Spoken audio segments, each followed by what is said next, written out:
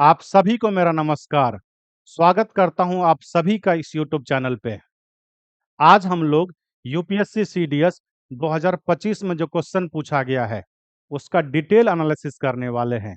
साथ साथ मैं आपको ये भी बताने वाला हूं कि अगर आप सीडीएस की प्रिपरेशन कर रहे हैं तो मैथमेटिक्स में आपका अंडरस्टैंडिंग लेवल कैसा होना चाहिए। मैं आपको बता दूं, मेरा जो पढ़ाने का तरीका है वो बिल्कुल बेसिक से है ताकि लास्ट बच्चा हमारी बात को समझ पाए। मेरा विश्वास है कि आपको वीडियो अच्छा लगेगा और मज़ा भी आएगा। तो चलिए इस सेशन को स्टार्ट करते हैं। देखो यहाँ जो पहला क्वेश्चन दिया हुआ है, पहला ही क्वेश्चन बहुत ही शानदार है। दिया हुआ है कि एक पॉलिनोमियल है, उसे x-1 से डिवाइड किया जाता है तो रिमाइंडर 2 आता है। देखो यहाँ पर एक पॉलिनोमियल है, इसे x-1 से डिवाइड किया जाए तो जो इसका रिमाइंडर है वो कितना है, 2 है। और इसी पॉलिनोमियल को x-2 से डिवाइड किया जाए तो इसका रिमाइंडर क्या है, 1 है। ये दिया हुआ है। आगे पूछा जा रहा है कि इसी पॉलिनोमियल को इस के प्रोडक्ट से, यानी कि इन दोनों के प्रोडक्ट से डिवाइड किया जाए तो इसका रिमाइंडर क्या होगा। मैं इस क्वेश्चन को, अच्छा क्वेश्चन है, बहुत ही शानदार क्वेश्चन है, मैं आपको समझाने की कोशिश करता हूँ। अगर ये क्वेश्चन आपको अच्छे से समझ में आ जाए तो चैनल को जरूर सब्सक्राइब करना, वीडियो को लाइक भी करना और शेयर भी करना। अब इस क्वेश्चन को सॉल्व करने के लिए कई मेथड से, मैं आपको एक मेथड बता रहा हूँ। चलो एक और बता रहा हूँ, यानी कि मेथड 1, दो मेथड बता रहा हूँ। मेथड 1 जो बेसिक अप्रोच है वो ये है कि अगर आप किसी पॉलिनोमियल को क्वाड्रेटिक इक्वेशन से डिवाइड करोगे, मैं बहुत आराम से समझाऊंगा तसल्ली से। किसी पॉलिनोमियल को क्वाड्रेटिक इक्वेशन से डिवाइड करोगे तो इसका जो रिमाइंडर होता है वो लीनियर इक्वेशन होता है, और लीनियर इक्वेशन होने का मतलब ये है कि ए एक्स प्लस बी इनके फॉर्म में होगा। ये आपको ध्यान रखना है, ठीक है। अब देखो, अब इसी पॉलिनोमियल को x-1 से डिवाइड किया जा रहा है तो दो रिमाइंडर आ रहा है।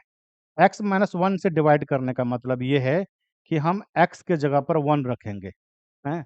ये आपको पता होगा कि x-1 से डिवाइड करते हैं तो इनके बराबर 0 रखने के बाद जो जो वैल्यू होता है वही x का मान रख करके, है ना, पॉलिनोमियल में जो आता है वो रिमाइंडर आता है। यानी कि x के जगह पर अगर हम 1 रखते हैं तो यहाँ पर देखोगे x के जगह पर आप 1 रखोगे तो ये आ जाएगा a प्लस का b, है ना। यानी कि x-1 से आप डिवाइड करोगे तो जो रिमाइंडर आएगा वो क्या आएगा, वो आएगा a प्लस का b। लेकिन क्वेश्चन में दिया हुआ है कि ये a प्लस का b नहीं है, क्या है, 2 है। यानी कि a प्लस का b का मान जो हो जाएगा वो 2 हो जाएगा। आगे देखो, x-2 से डिवाइड किया जाए तो रिमाइंडर 1 बचता है। इसका मतलब ये है कि x की वैल्यू आप कितना रखोगे, 2 रखोगे, है ना। अगर x की वैल्यू 2 रखोगे तो ये क्या आ जाएगा, ये आ जाएगा 2a, आ जाएगा 2a प्लस का b। और ये देखो यहाँ पर क्या दिया हुआ है, रिमाइंडर 1 बचता है। यानी कि ये रिमाइंडर है और इसी की वैल्यू दिया हुआ है 1। अब यहाँ पर देखो, यहाँ पर तुम्हारे पास दो इक्वेशन हो गया। अब इसी इक्वेशन को सॉल्व करना है। इसी इक्वेशन को सॉल्व करोगे तो पहले मैं इसको सॉल्व करने की कोशिश कर रहा हूँ। देखो, अब यहाँ पर ये इक्वेशन ये इक्वेशन 2 मान लो और ये इक्वेशन 1 मान लो। अब देखो, 2 में से 1 को माइनस करोगे, इसमें से इसको माइनस करोगे तो क्या होगा, ये हो जाएगा a बराबर में क्या हो जाएगा, 1 माइनस 2 कितना हो जाएगा, माइनस का 1। इसमें से इसको आप माइनस करोगे तो क्या आ जाएगा, a का मान -1 आ गया। b का मान देखो क्या आएगा, a प्लस बी बराबर 2 है। a के जगह पर अगर आप -1 रखोगे तो b का मान क्या हो जाएगा, b का मान हो जाएगा 3। यानी कि यहाँ से आपने a का मान निकाल लिया और b का मान निकाल लिया, है ना। यहाँ पर देखो, यहाँ पर जो रिमाइंडर है वो ax प्लस बी के फॉर्म में है। अब यहाँ पर a और b का मान रख लो। a और b का मान रखोगे तो a का मान -1 है तो ये आ जाएगा -x, और b का मान क्या है 3 है तो ये प्लस में आ जाएगा 3। तो जो इसका रिमाइंडर हो गया वो हो जाएगा 3 माइनस का x, है ना। जो इसका रिमाइंडर हो जाएगा वो हो जाएगा 3 माइनस का x। मुझे लग रहा है आप हमारी बात को समझ पा रहे हो। ये बेसिक एक अप्रोच था जिससे मैंने आपको समझाया, और इस अप्रोच से आप क्वेश्चंस को सॉल्व कर सकते थे। यहाँ पर बस याद रखने वाली बात ये थी कि अगर किसी पॉलिनोमियल को क्वाड्रेटिक इक्वेशन से डिवाइड करोगे तो उसका जो रिमाइंडर होगा वो मतलब लीनियर इक्वेशन होगा, वो इस फॉर्म में होगा। ठीक, अब इसको दूसरे मेथड से समझाने की मैं कोशिश करता हूँ।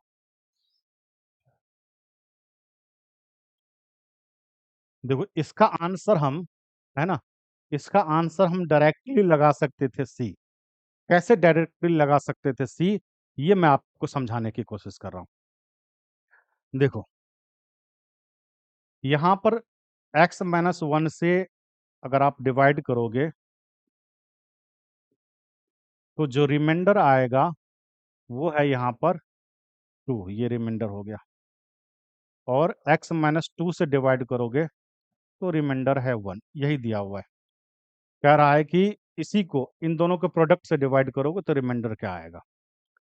एलसीएम एचसीएफ में एक क्वेश्चन होता है, इसी तरह का क्वेश्चन होता है, वो आपने पढ़ा होगा। मैं आपको समझाने की कोशिश कर रहा हूँ। एक नंबर है जिस नंबर को अगर आप 5 से, एक एग्जांपल मैं ले रहा हूँ, एक नंबर जिसको आप 5 से डिवाइड करोगे तो रिमाइंडर आएगा 2। उसी सेम नंबर को अगर आप 4 से डिवाइड करोगे तो उसका रिमाइंडर आएगा 1, है ना। ये कंडीशन है। तो इस तरह के क्वेश्चन को सॉल्व करने के लिए हम क्या करते थे, यहाँ पर देखो पॉजिटिव रिमाइंडर जो है वो पॉजिटिव रिमाइंडर यहाँ पर दिया हुआ है अलग अलग, है ना। तो हम क्या करते थे, इसका नेगेटिव रिमाइंडर निकाल लेते जो सेम हो जाए। यानी कि नेगेटिव रिमाइंडर निकालने के लिए क्या करते थे, 2 माइनस 5 करोगे तो ये हो जाएगा माइनस का 3, और 1 माइनस 4 करोगे तो ये हो जाएगा माइनस का 3।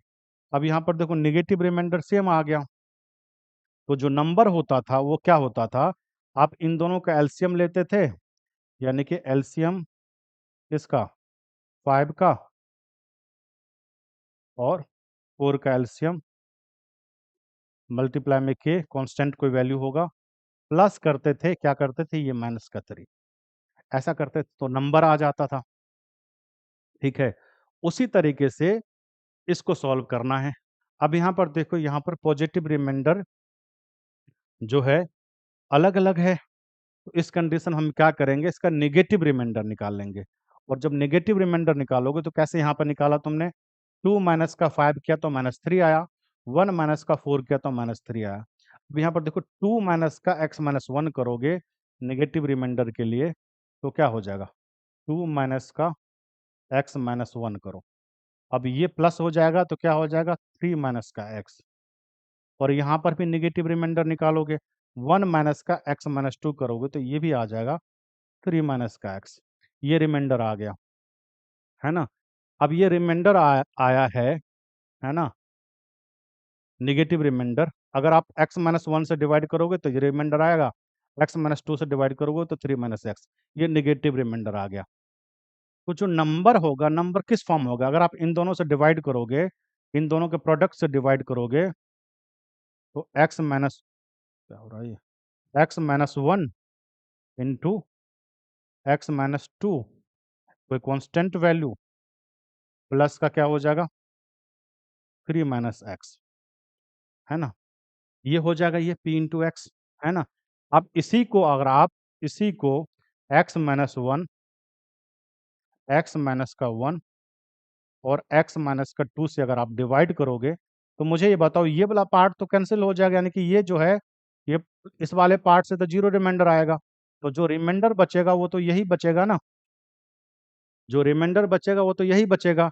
इसका मतलब ये है कि इस तरह के क्वेश्चंस को सॉल्व करने के लिए आपको क्या करना है, कुछ नहीं करना है, बस अगर पॉजिटिव रिमाइंडर अलग अलग हो तो आपको नेगेटिव रिमाइंडर निकाल लेना है, और देखना है कि नेगेटिव रिमाइंडर निकालने के बाद क्या वो इक्वल आ रहा है कि नहीं आ रहा है। और अगर वो इक्वल आ रहा होगा तो वही इस क्वेश्चन का आंसर होगा। मुझे लगता है इस मेरी बात को आप समझ पा रहे होगे, है ना?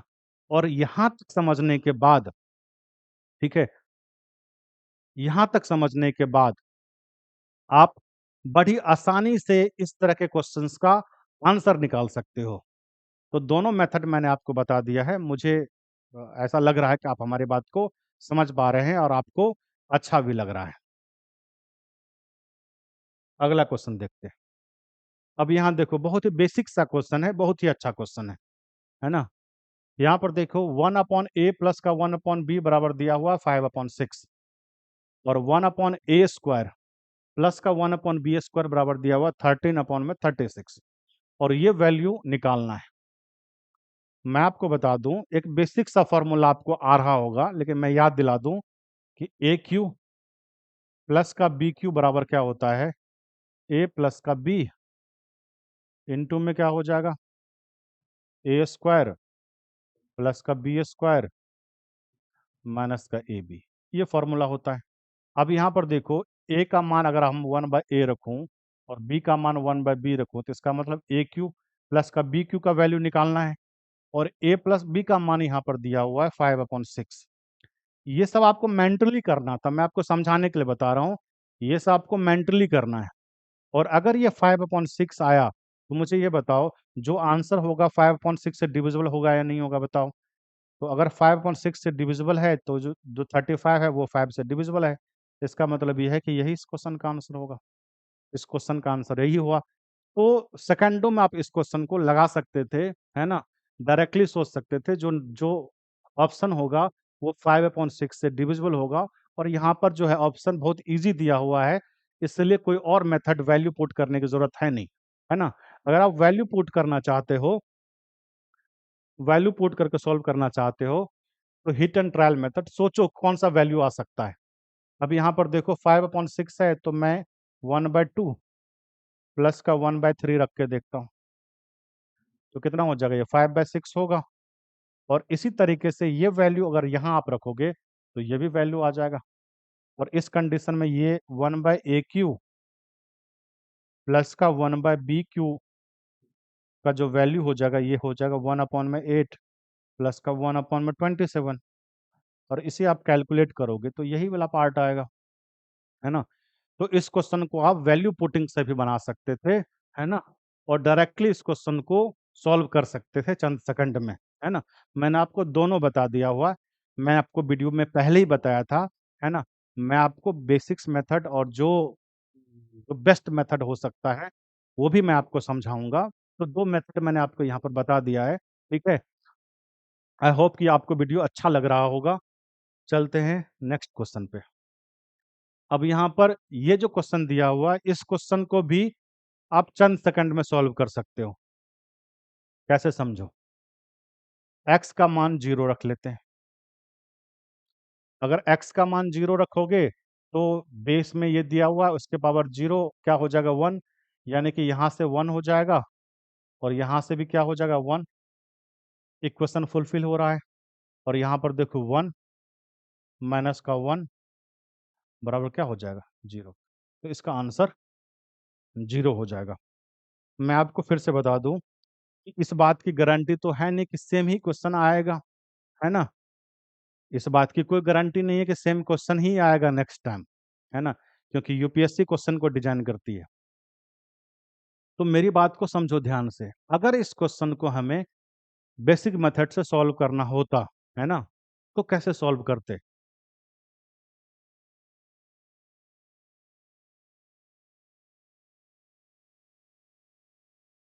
a बराबर में 2 प्लस का √3 के पावर में x और b बराबर में 2 माइनस का √3 के पावर में x, ठीक है? अब जो क्वेश्चन बना वो ये बना कि a प्लस का b दिया हुआ है 2 और a माइनस b का मान निकालना है। यही क्वेश्चन बना ना? समझ पा रहे हो कि मेरी बात की नहीं समझ पा रहे हो? यही सेम क्वेश्चन बना है। अब यहाँ पर देखो, अगर ए बी का मान निकाला जाए, ए बी का मान निकाला जाएगा तो ये देखो कि अगर मान के चलो a के पावर में m दिया हो, मल्टीप्लाई में b के पावर भी m दिया हो, तो ये होता है ए बी के पावर में m, a मल्टीप्लाई बी के पावर में m। तो इसको ऐसे लिख सकते हैं, क्या लिख सकते हैं, 2 प्लस का रूट 3 इंटू में 2 माइनस का रूट 3 के पावर में x, है ना। अब इसको आप सॉल्व करोगे तो ये आ जाएगा, ये आ जाएगा 1 के पावर में x, यानी कि a प्लस बी और a माइनस बी के फॉर्म में है। तो यहाँ पर 1 के पावर में x, और 1 के पावर में अगर कुछ भी होगा तो वहाँ पर क्या हो जाएगा, 1 ही हो जाएगा, यानी कि ए बी बराबर क्या हो जाएगा, 1 हो गया। अब ए और बी का प्रोडक्ट आ गया तो बड़ी आसानी से आप इस क्वेश्चन को सॉल्व कर सकते हो, है ना। बड़ी आसानी से इस क्वेश्चन को सॉल्व कर सकते हो। अब देखो, ए प्लस बी का होल स्क्वायर बराबर होता है ए माइनस बी का होल स्क्वायर प्लस 4ab। अब यहाँ पर देखो a प्लस बी दिया हुआ 2, यानी 2 के स्क्वायर करोगे तो 4 आएगा यहाँ पर, और यहाँ आ जाएगा a माइनस बी का होल स्क्वायर, और प्लस क्या आ जाएगा, 4ab का वैल्यू हमने 1 निकाला है तो 4 यहाँ पर। अब इसको इस तरफ लेके जाओगे तो a माइनस बी का होल स्क्वायर जो होगा वो क्या हो जाएगा, वो 0 हो जाएगा। इसका मतलब ये है कि a माइनस बी क्या हो जाएगा, 0 हो जाएगा। तो इस क्वेश्चन का आंसर जो होगा वो 0 हो जाएगा। मैंने आपको बेसिक्स मेथड से भी समझा दिया। मैं आपको बेसिक्स मेथड इसलिए समझा रहा हूँ ताकि आपकी जो अंडरस्टैंडिंग है मैथ्स की, समझ है मैथ्स की, वो ठीक हो, अच्छा हो सके, है ना। आगे बढ़ते हैं। यहाँ पर दिया हुआ है, ये भी बहुत ही अच्छा क्वेश्चन है ना। देखो इस तरह के क्वेश्चंस पूछा जाता है ना, रेगुलर बेसिस पे पूछा जाता है, हर साल तो पूछा ही जाता है। इसमें क्या होता है कि नंबर की समझ होनी चाहिए, है ना। अगर आपको नंबर्स की समझ है तो बड़ी आसानी से इस क्वेश्चन को सॉल्व कर सकते हो। देखो, कहा गया है कि x और y जो है वो नेचुरल नंबर है, प्राकृत संख्याएं हैं, जिसमें से प्रत्येक 20 से छोटी है, यानी कि लेस देन 20 है। देखो x और y क्या है, नेचुरल नंबर है, और वो क्या है, 20 से छोटा है, ठीक है। x x x y x y और एक्स माइनस वाई सभी क्या है, प्राइम नंबर्स है ना।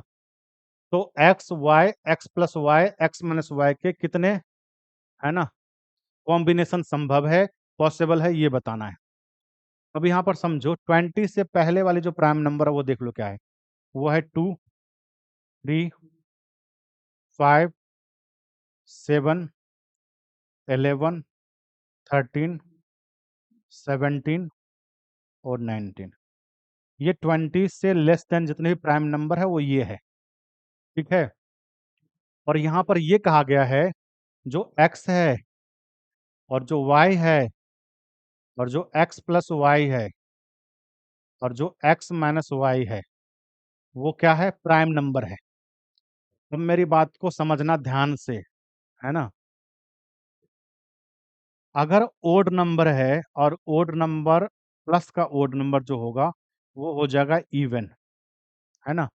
यहाँ पर देखो दो जो प्राइम नंबर है वो इवन है, बाकी जो प्राइम नंबर है वो सभी के सभी प्राइम नंबर क्या है, ओड है।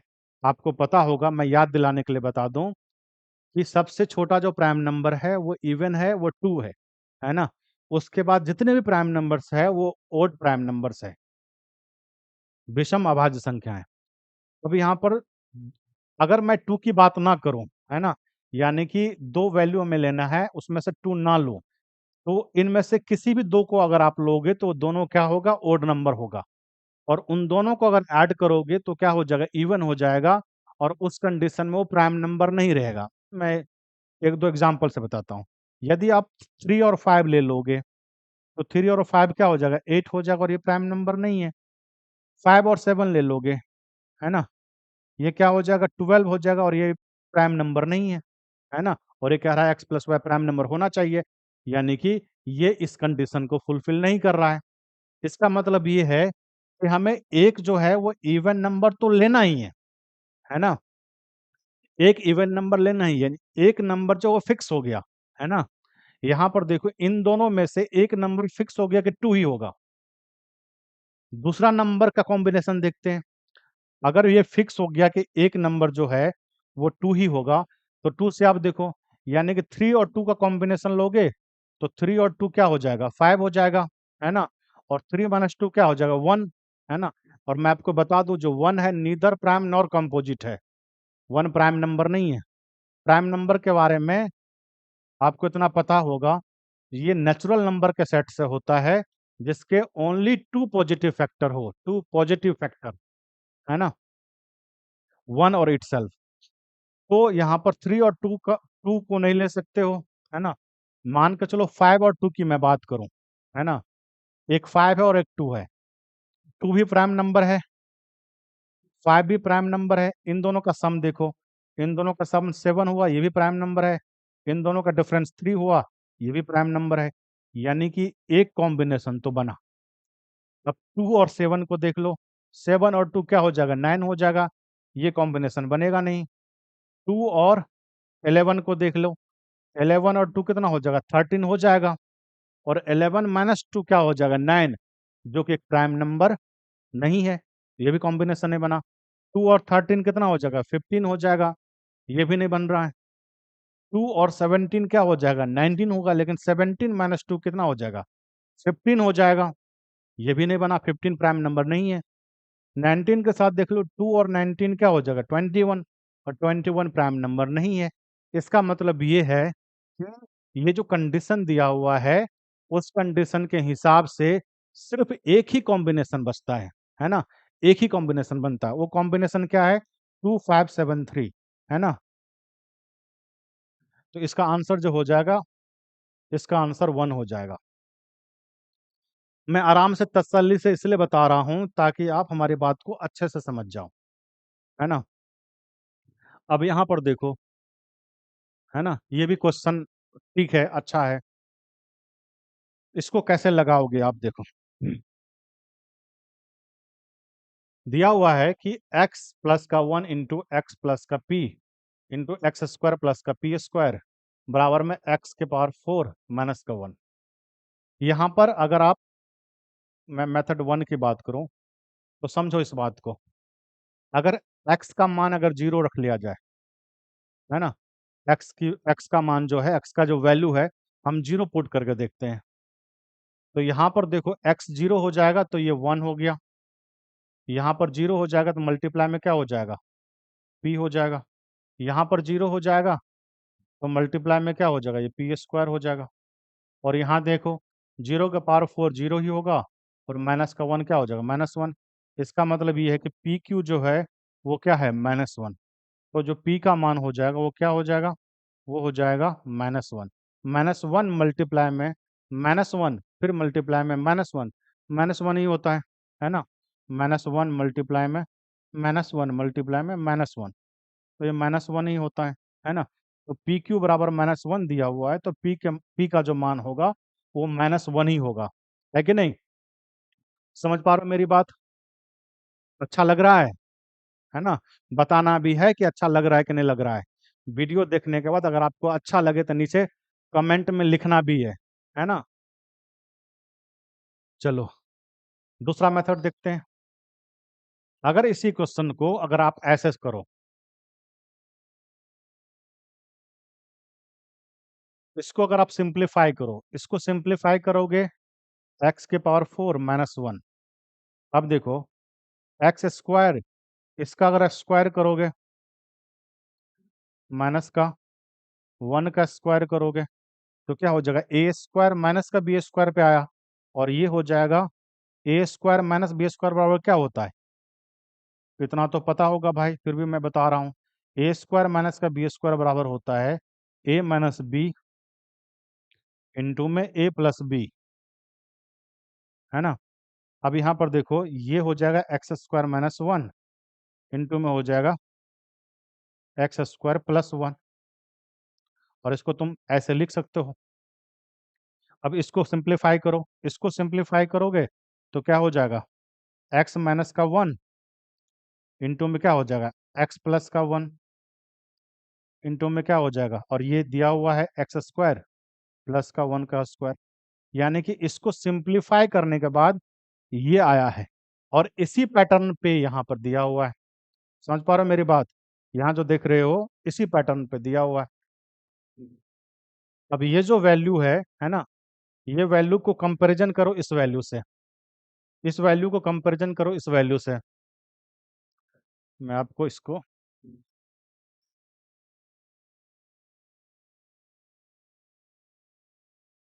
इसका कंपैरिजन करना है इससे, तो x plus 1 x plus P और एक्स स्क्वायर प्लस का पी स्क्वायर बराबर में है एक्स माइनस का 1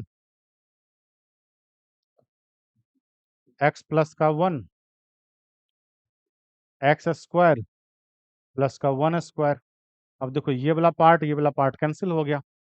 अब यहाँ पर दो पार्ट बचा हुआ, एक्स प्लस का पी और एक्स स्क्वायर प्लस का पी स्क्वायर, यानी कि देखो पी का मान क्या हो जाएगा, पी का मान -1 हो जाएगा, और यहाँ पर देखो 1 स्क्वायर है, यहाँ पर प्लस है, इसका मतलब -1 का स्क्वायर करोगे तो प्लस ही होगा। तो इस क्वेश्चन का आंसर हो जाएगा -1। इस क्वेश्चन का जो आंसर हो जाएगा वो क्या होगा, -1। आइए नेक्स्ट क्वेश्चन ट्राई करते हैं। पहले से आप खुद से एक बार सॉल्व करने की कोशिश करो, है ना, फिर मैं बताता हूँ।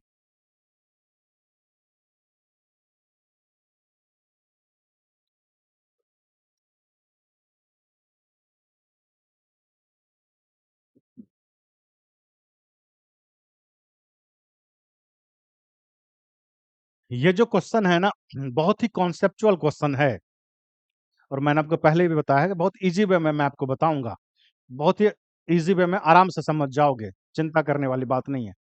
अब यहाँ पर देखो x प्लस 1/x से रिलेशन बताया गया है। समझना मेरी बात को, दो टर्म है x प्लस का 1/x।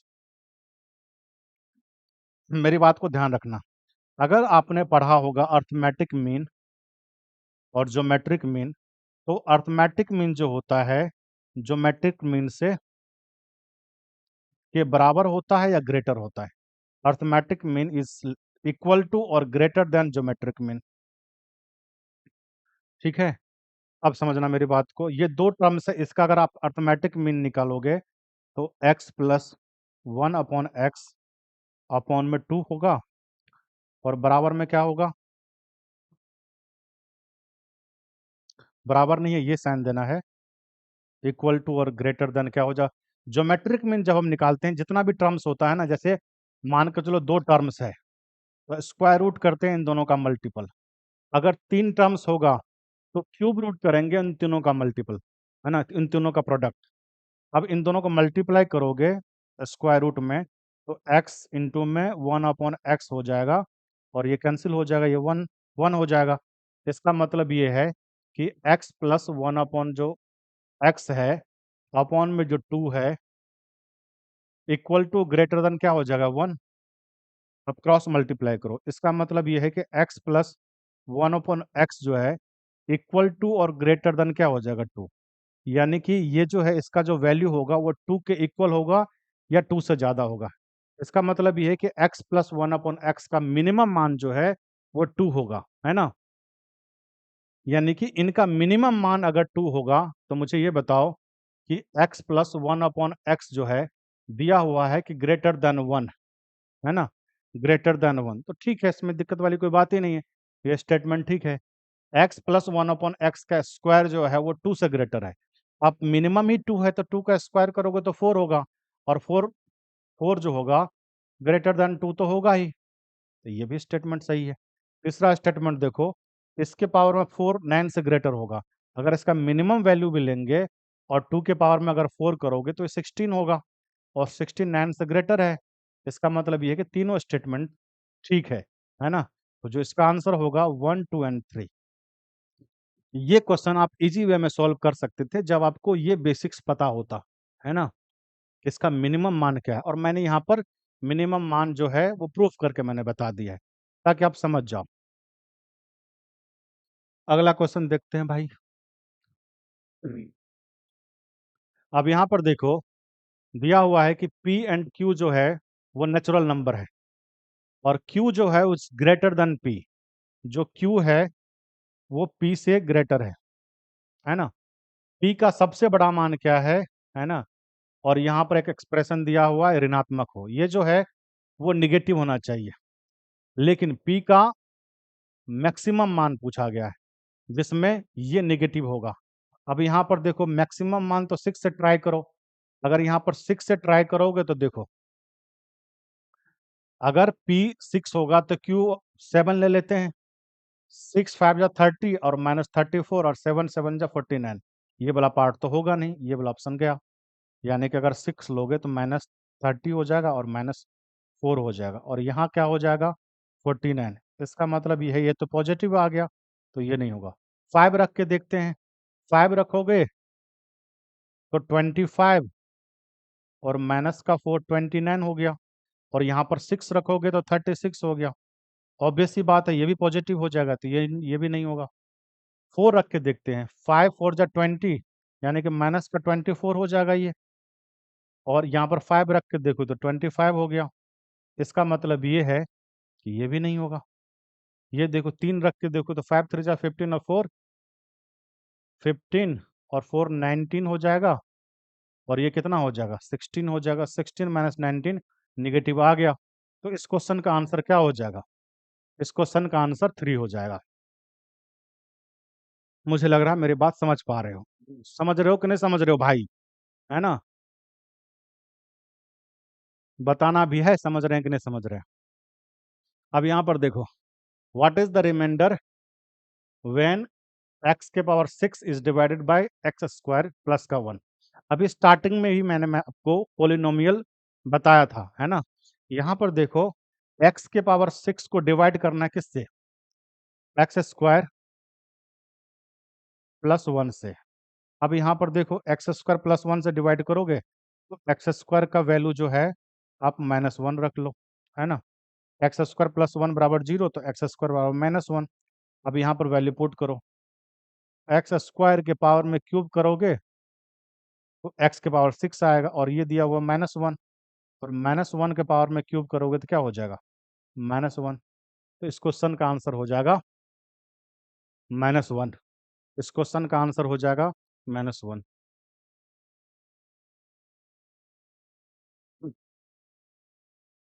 यहाँ पर देखो एक और क्वेश्चन, ये जो है इनको 18 से डिवाइड किया जाता है। 17 के पावर में 25 है, प्लस में 19 के पावर में 25 है। इसको आप 18 से डिवाइड करोगे। अगर 18 से डिवाइड करोगे तो देखो, 17 को 18 से डिवाइड करोगे तो -1 आएगा। इसका मतलब ये है कि यहाँ जो होगा -1 के पावर में 25। यहाँ देखो 19 को 18 से डिवाइड करोगे तो 1 आएगा, यानी कि 1 के पावर में 25। तो ऊपर में क्या आ जाएगा? -1 प्लस का 1 क्या हुआ? 0। इसका मतलब ये है कि आप 18 से डिवाइड करोगे इस नंबर को, तो इसका आंसर हो जाएगा 0, है ना। इसका आंसर हो जाएगा 0, यानी कि 18 से इस नंबर को डिवाइड करोगे तो इसका जो रिमाइंडर होगा वो रिमाइंडर क्या हो जाएगा? 0 हो जाएगा। ठीक है, मुझे लग रहा है कि आप हमारी बात को समझ पा रहे हो। आई थिंक कि आपको ये वीडियो अच्छा लगा होगा। ठीक है, इसका नेक्स्ट पार्ट हम लोग लेके आएंगे, है ना। और मैं आपको बता दूं, इसी तरीके से मैं आपको बेसिक्स से, है ना, बेसिक्स भी और उसका बेस्ट अप्रोच क्या हो सकता है वो भी मैं आपको समझाऊंगा, क्योंकि सीडीएस के लिए जरूरी है ना।